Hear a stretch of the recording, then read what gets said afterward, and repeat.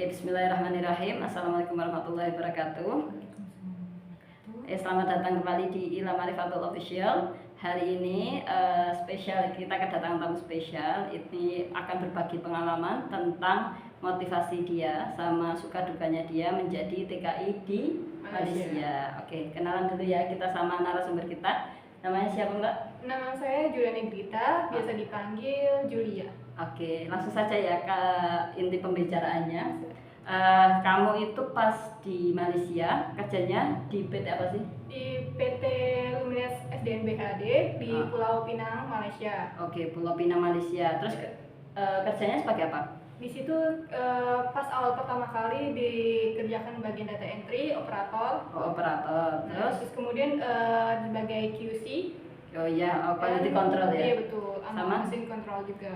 Oh, berarti tertingginya data entry. Data entry, masukin data saja ya? Iya, data aja. Nah itu kalau supaya bisa, itu berarti naik level kan? Iya, naik level. Dari operator menjadi QC sama data entry. Nah itu syaratnya apa supaya naik level itu? Untuk naik level sendiri kita harus memahami tiap departemen gitu. Jadi misalnya kita menguasai departemen satu yang awal kali pertama kali masuk, nanti kita mampu untuk ke departemen lain, jadi mengikuti ke seksi selanjutnya. Itu juga ditentuin sama leader atau supervisor. Oh, berarti yang menentukan kalian bisa terpilih jadi QC atau data entry itu berarti leadernya ya. Kalau dirasa kalian mampu, terus ya tekun kayak gitu mungkin ya, baru diangkat. Nah itu kalau Mbak yang jeda antara pas jadi operator ke QC itu berapa bulan? Selama berapa bulan kerja baru naik jadi QC? Pas untuk awal kali ada perpindahan departemen itu QC pertama awal kali itu data entry. Terus kita sebelum ke data entry itu ada kayak seleksi itu paling 2 tahun itu 2 kali gitu. Seleksi. Berarti Terus tahun berikutnya ke departemen lagi gitu. Jadi selama 2 tahun kerja itu ada 3 kali seleksi gitu. Oh gitu. Seleksinya berapa? 2 kali atau 3 kali? 2 kali atau 3 kali. Nah, terus nanti keuntungannya apa sih kalau kita dari operator ke jadi QC? Keuntungannya apa? Selain digaji, pasti gajinya naik kan? Enggak, untuk gaji sendiri lebih sama gitu kan. Enggak jauh ya? Jauh. Tapi untuk kayak misal operator kayak manufacturing atau operator produksi itu QC juga sama, gaji basic lah. Basic. Tapi untuk data entry sendiri dia agak lebih minim untuk kayak lemburannya. Soalnya dia masuk sistem kerjanya lebih normal daripada yang operator. Oh, kalau operator nggak normal tuh? Kalau operator dia ada shift malam dan shift pagi, sedangkan yang data entry itu cuma untuk shift pagi aja, kayak normal gitu. Oh gitu, berarti nggak ada lembur-lemburan lah istilahnya. Jarang gitu. Oke, nah kamu kerja di Malaysia berapa tahun? Untuk kontrak 2 tahun. Kontrak 2 tahun, diperpanjang atau enggak? Untungnya enggak. Enggak. Bisa diperpanjang sebenarnya untuk pas terakhir akhir kontrak itu, tapi untuk mengakhiri aja sih. Oh iya. Dari tahun berapa itu? Dari 2017 sampai 2019. Ya, sebelum Covid menyerang kan? Betul. Oke, tadi ini kan kamu dulu basicnya di SMK ya? SMK. Sebenarnya bisa nggak sih SMA juga jadi TKI gitu? Sebenarnya bisa, semua jurusan bisa, soalnya banyak dari teman-teman yang lain, khususnya di Purworejo, saya sendiri Purworejo, itu banyak dari siswa-siswa lain yang dari SMA sendiri. SMA. Nah, kalau kamu kan dari SMK kerja jadi TKI itu disalurkan dari sekolah, apa daftar sendiri? Untuk sebelumnya mengenal per-TKI-an itu awalnya kayak dari teman sendiri. Teman udah kesana apa gimana? Kita kesana dari agen penyalur gitu. Kemudian kebetulan agen penyalur itu dia ada mengadakan job fair di sekolahan kita. Gitu. Nah, jadi kebetulan ada teman lain juga nih yang mau ngikut di agen tersebut. Gitu. Nah kan kalau umpamanya bahas isu yang di Indonesia ya, ada beberapa agen yang kayak menjanjikan tuh mau kerja di luar negeri, udah dimintain dana, ternyata nggak jadi. Nah kamu antisipasinya gimana? Apakah kamu awal-awal ada curiga sama agen itu atau langsung percaya aja?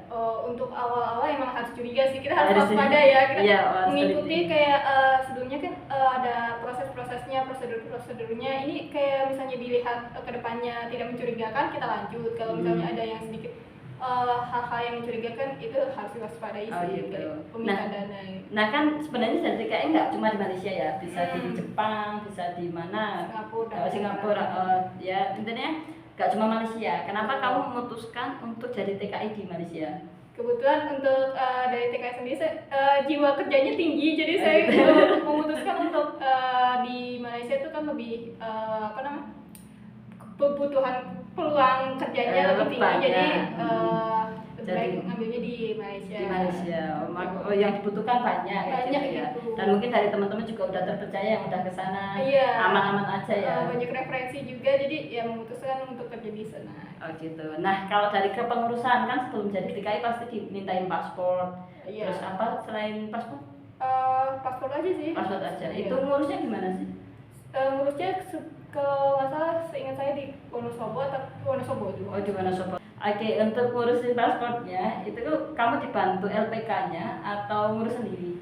Dibantu sama LPK-nya sendiri. Oh, berarti nanti dari LPK cuma dimintain syarat ngumpulin KTPK atau apa kayak gitu ya? Iya betul, ada berkas-berkas yang dibutuhkan. Nanti kita datang ke daerah bagian pengurus paspor di gitu. Wonosobo, berkas dikumpulkan, nanti kita seperti KTP, KK dan foto pas foto di lokasi gitu. Oh gitu, berarti waktu itu tapi LPK-nya di Purworejo kan? LPK-nya di Purworejo. Oh gitu, LPK-nya di Purworejo tapi ngurus berkasnya sampai ke Wonosobo. Terus kan kalau umpamanya kita jadi TKI itu kan tempat yang jauh ya. Iya.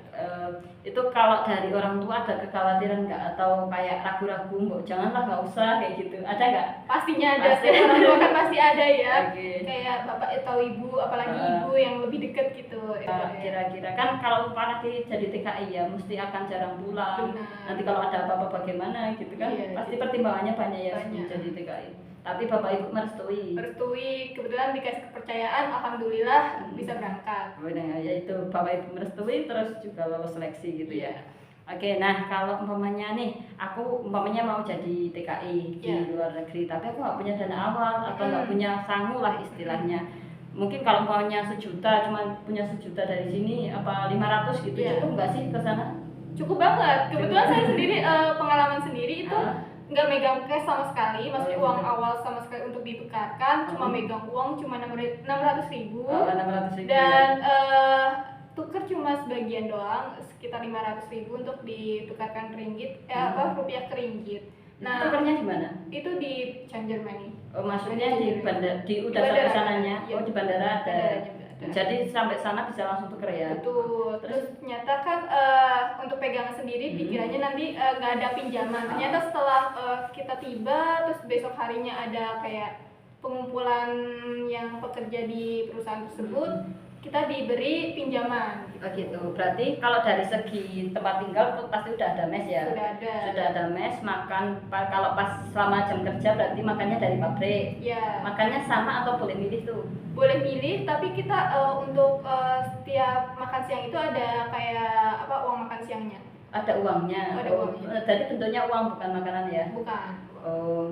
Jadi di sana ada kantin, kita juga udah awal-awal dikasih uang kan ya? Kasih uang sekitar 300 ringgit lah. Itu yang ngasih LPK-nya apa kantor? Perusahaan. Itu ngasihnya pas kita udah sampai di Malaysia ya? Sudah. Pas dikumpulin pertama kali? Iya betul. Oh gitu, berarti kalau untuk tempat tinggal udah ada mes, makan juga udah dikasih uang makan. Cuma mungkin kalau banyak butuh refreshing atau mau pergi kemana pakai uang sendiri. Betul. Ya. Makanya kalau maunya yang niat kerja jangan banyak main. Karena kan kita niatnya kerja ya, main-main. Nah ini kan kamu udah lumayan ya 2 tahun di Malaysia tuh pasti ada suka dukanya. Kalau suka dukanya kerja di Malaysia itu apa sih?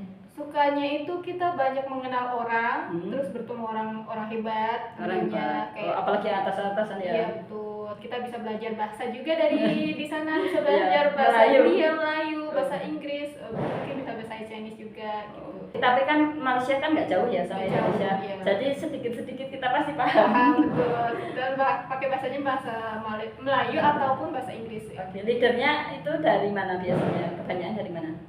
Kebetulan banyak untuk leader itu dari Melayu, tapi pas untuk tahun ke depan itu saya bertemu leader itu orang Jawa. Oh gitu, orang Jawa. Iya betul. Tadi kayak ketemu teman ya? Iya betul, ketemu saudara sendiri kayaknya.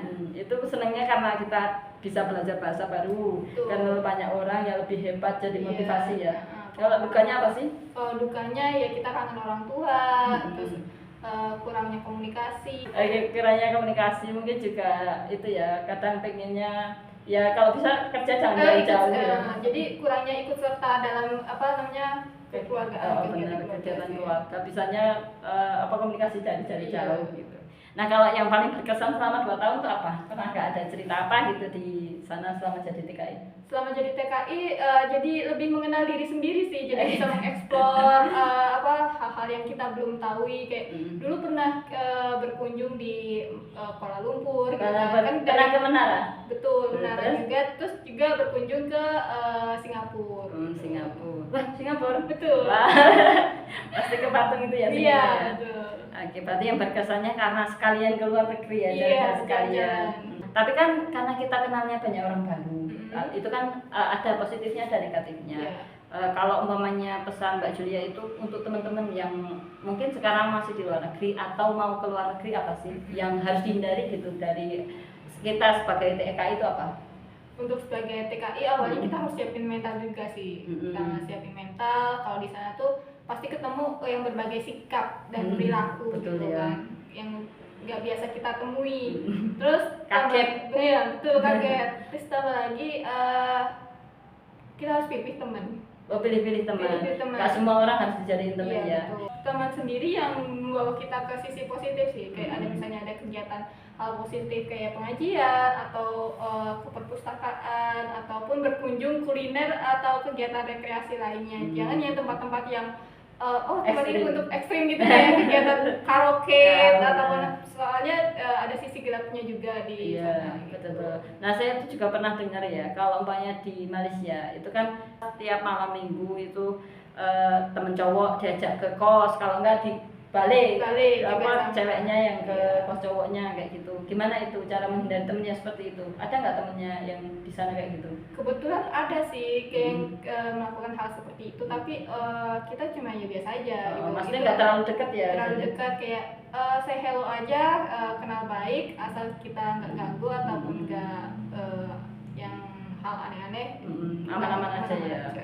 Terus kalau di sana itu dari sisi keamanan tuh aman nggak sih? Apakah kalau kita jalan sendirian malam-malam, nggak mungkin sendirian ya? Iya. Pasti kalau keluar sama temen. Sama temen. Tapi ada catcalling nggak? Cewek gitu. Tentu ada. Ada hal banget di sana, ada catcalling. Lebih ekstrim ya? Lebih ekstrim.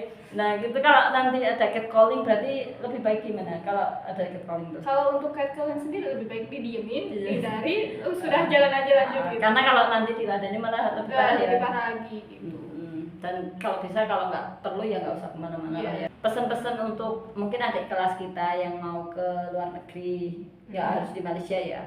Itu pesan-pesannya apa sih kalau kita jadi TKI?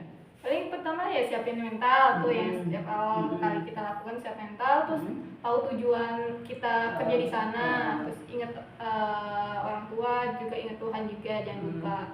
Terus selagi di sana juga jangan lupa pilih teman juga. Gitu. Perlu nabung nggak? Perlu nabung, di situ harus nabung banget. Kita kan pulang juga harus membawa uang juga ya. Gitu. Kan emang harus bawa. Enggak juga sih, sebaiknya untuk pegangan di kedepannya. Kalau dulu pas Mbak Julia lagi kerja itu pernah berpikiran nggak kalau uangnya nanti akan saya buat apa gitu, usaha apa kuliah apa bagaimana? Iya, saya sendiri juga ada melakukan hal seperti itu, seperti kayak menyisihkan uang untuk kuliah. Karena masih pengen melanjutkan pendidikan ya. Oke, nah mungkin kalau saya juga nggak tahu banyak hal tentang TKI, tapi ya semoga yang sekarang lagi kerja di luar negeri itu ingat tujuan awal, karena ya teman, lingkungan itu pasti mempengaruhi. Semoga kita juga dimanapun dapat pengaruhnya itu pengaruh yang positif. Sekian wawancara kita sama narasumber kita yang pernah kerja sebagai TKI di Malaysia. Semoga siapapun yang nonton video ini bisa mengambil hikmah baiknya. Tadi seperti yang Mbak Julia sampaikan, pilih teman yang baik dan jangan lupa ingat Tuhan kayak gitu. Oke, sampai jumpa di video yang lain. Semoga bermanfaat. Dadah.